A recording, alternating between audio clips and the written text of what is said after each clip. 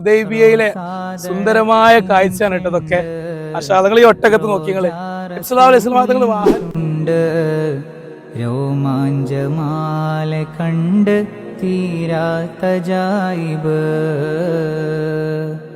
ചേലിൽ തിളങ്ങും കണ്ണ്, താജിൽ വിളങ്ങും പൊന്ന്, താരാപദങ്ങൾ വന്ന് വാഴ്ത്തുന്ന കാമില്,